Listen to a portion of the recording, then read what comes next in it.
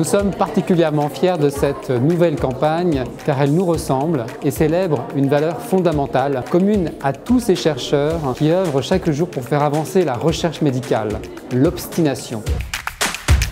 Il y a deux formes au moins de type d'obstination. L'obstination du but qui évidemment est très riche et l'obstination des moyens qui au contraire a tout d'un appauvrissement de soi. J'avais dans les mains un phénomène qui promettait de changer radicalement la façon de voir le développement embryonnaire et même la biologie. Ça a pris 20 ans tout ça, entre l'idée qu'on a mise en place dans le développement embryonnaire très fondamentale et le virage thérapeutique qu'on prend aujourd'hui. J'ai souvent pensé arrêter. C'est sûr que l'obstination a été un moteur, mais je ne le regrette pas et je pense que ce qui m'a surtout poussé au-delà de mon amour pour la recherche, c'est mon amour pour les patients. On n'a pas le droit de baisser la garde, de réduire cette énergie et d'empêcher finalement les chercheurs de pouvoir, avec cette obstination, finir par trouver. Et ça, c'est pour le bien de tout le monde. Il n'y a rien de plus raisonnable que d'être obstiné, sinon on est défaitiste. Difficile aujourd'hui de dire que quelque chose n'est pas possible et ne sera jamais possible.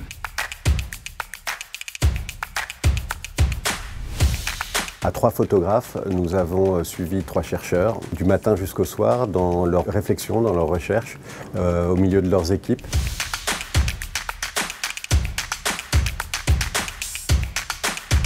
Ce que je trouve formidable quand on est chercheur, c'est la détermination, c'est d'avoir une idée, de s'y tenir et de se battre contre vents et marées, d'avoir une dose de patience infinie, d'avoir cette fameuse obstination, cette persistance, cette intelligence pour finir par trouver. Je pense qu'on est surtout bon chercheur lorsqu'on est obstiné dans l'obstination d'un but. Un but à atteindre, mais pour atteindre ce but, être capable de diversifier les moyens de l'atteindre. Autrement dit, il faut démultiplier nos façons d'aborder une même question. C'est très important aujourd'hui dans la société dans laquelle on vit de donner du sens à son patrimoine. Transmettre de la générosité aux autres et transmettre du sens de valeurs humaines.